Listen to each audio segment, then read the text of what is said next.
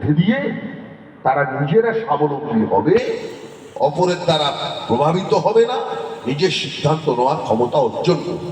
কোনটা দিন, কোনটা রাত, কোনটা সাদা, কোনটা কালো, তাদের বিবেচনা। সেদিন বলেছে। পরবর্তীকালেও দেখলাম যে মাননীয়া সেইভাবেই সংখ্যালঘু ঐক্যশ্রী ইত্যাদি ইত্যাদি দিয়ে তিনি চেষ্টা করছেন। আমি পলিটিক্যাল বা প্রশাসনিক খুব বেশি কথায় যাব। তো এইটা হচ্ছে সাবজেক্ট। আপনারা এতগুলো বর্ষিয়ান প্রবীণ মানুষ উপস্থিত হয়েছেন, যারা আজকের এই আমাদের অল ইন্ডিয়া সুন্নতুল জামায়াত তাদের ডাকে এসছেন। তার মানে কি সংগঠনের প্রতি ভরসা আছে।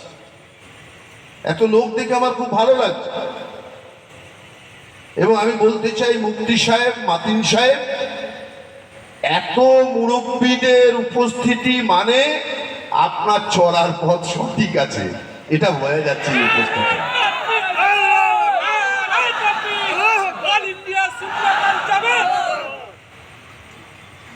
বিষয় হচ্ছে আমরা একটা দেশে বাস করি। দেশের নাম এখন নাকি আর ইন্ডিয়া বলা যাবে, এই বেঁধেছে। আচ্ছা, ভারতবর্ষের বাইরে গিয়ে আপনি ইউরোপ কান্ট্রিতে গিয়ে বা আমেরিকান কান্ট্রিতে গিয়ে বা সাউথ আফ্রিকায় গিয়ে জিজ্ঞেস করুন তো, আপনারা একটা দেশের নাম আছে ভারত, জানেন? সে হাঁ করে তাকিয়ে থাকবে, শুনিনি বাবার গান।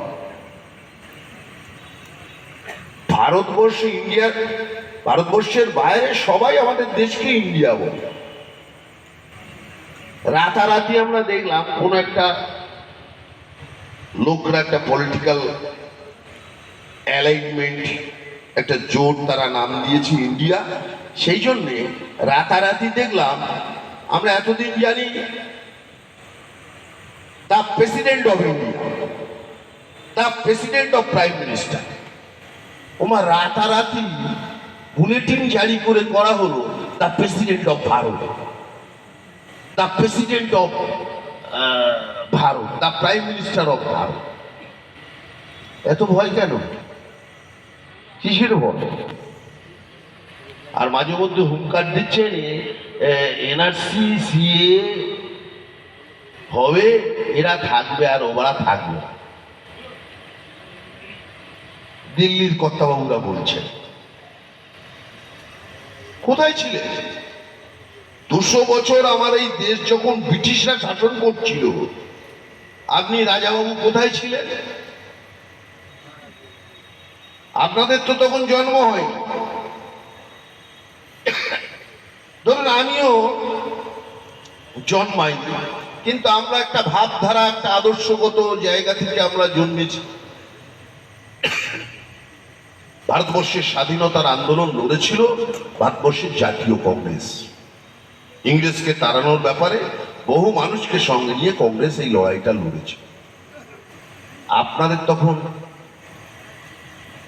মা কে ছিল? আপনাদের তো ওই রাজাবাবুদের তখন তৈরি হয়।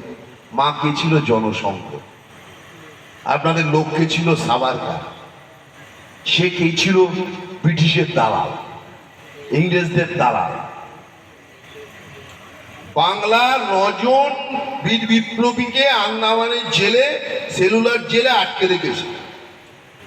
একজন ছাড়া পেয়ে চলে এসেছে, ইংরেজের কাছে মুচলেখা দিয়েছে যে না, স্বাধীনতার আন্দোলন আমরা করব না, এ যারা করছে তারা দেশের সাথে গদ্দারি করছে, আমি আর করব না।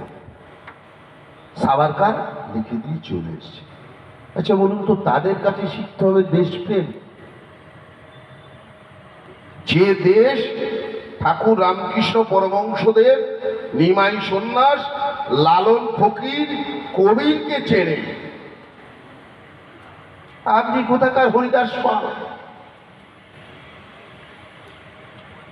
আপনি বলে দিলেন সংখ্যালঘুরা থাকবে না, থাকবে না। জমিদারি ভারতবর্ষের স্বাধীনতার আন্দোলন খুলে দেখুন। একজন মহাত্মা গান্ধী যেমন ছিল, একজন সুভাষ বোস যেমন ছিল, তেমনি একজন মাওলানা আবুল কালাম আজাদ ছিল, একজন খান আব্দুল গফফর খান ছিল, একজন মা রোকেয়া ছিল, একজন রিজিয়া খাতুন ছিল, হাজার হাজার লক্ষ লক্ষ আমার মুসলিম সম্প্রদায়ের মা ভাই বন্ধুরা স্বাধীনতার এই লড়াইতে ছিল। দেশ আপনার নাকি? দেশ আপনার নাকি? এ ভারতবর্ষের প্রত্যেকটা ইঞ্চি ইঞ্চি মাটিতে আমি নারায়ণ গোস্বামী আমার যা অধিকার, আপনাদের প্রত্যেকের সেই একই অধিকার আমি মনে করি। আপনি মনে করছেন দিল্লিতে বসে আপনি বলবেন আর আমরা বোধহয় পালিয়ে যাব না। দেশে দেশের প্রতি টান আপনার থেকে, আপনার কি আছে আমরা জানি না, কিন্তু আমাদের কম নেই। আমরা এ দেশকে আমাদের মায়ের মতো ভালোবাসি, মায়ের মতো ভালোবাসি। সুতরাং আপনি ঠিক করে দেবেন কি কোন মাংস খাবে।